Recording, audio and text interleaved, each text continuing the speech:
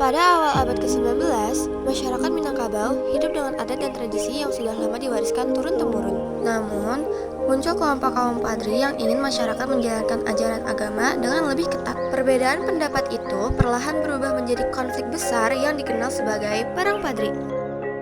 Kita harus mengubah kebiasaan buruk masyarakat yang jauh dari ajaran agama seperti perjudian, sabung ayam, dan kebiasaan buruk lainnya harus segera diberhentikan. Masih enaknya menyalahkan adat kami, tidak semua tradisi itu buruk.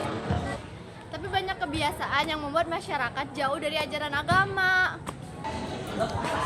Sudahlah, bukanlah kita semua masih saudara. Kalau dibiarkan, masyarakat tidak akan berubah. Kalau terlalu dipaksa, masyarakat malah terpecah.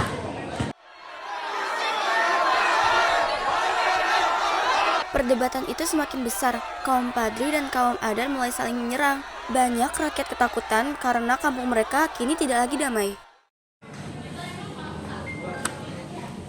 Kenapa semuanya jadi seperti ini? Dulu kita hidup rukun.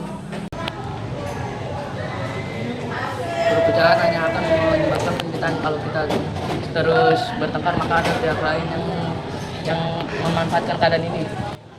Tapi mereka terus memaksa kami meninggalkan adat. Kami hanya ingin masyarakat menjadi lebih baik. Kebaikan tidak harus disampaikan dengan kemaafan.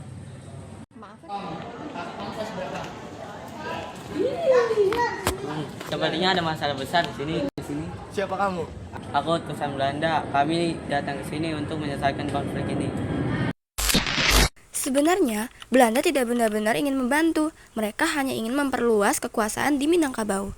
Dan membantu kami menghadapi kaum padri, mungkin konflik ini bisa selesai. Tentu saja Belanda selalu siap membantu. Jadi benar kalian meminta bantuan penjajah. Mau melindungi masyarakat. Tapi Belanda tidak pernah benar-benar membantu rakyat. Cukup, kita tidak boleh membiarkan Belanda menguasai tanah kita. Hah? Tuanku Imam Bonjol. Sesama rakyat Minangkabau tidak seharusnya saling membenci. Musuh kita yang sebenarnya adalah para penjajah. Kami siap melawan Belanda. Tapi apa kami masih bisa bersatu setelah semua pertengkaran ini? Selama kita masih mencintai tanah ini, kita masih bisa bersatu. Benar, kalau kita terpecah belah, Belanda akan semakin kuat. Kalian sudah terlambat, Belanda sudah semakin kuat. Kami tidak akan menyerah begitu saja.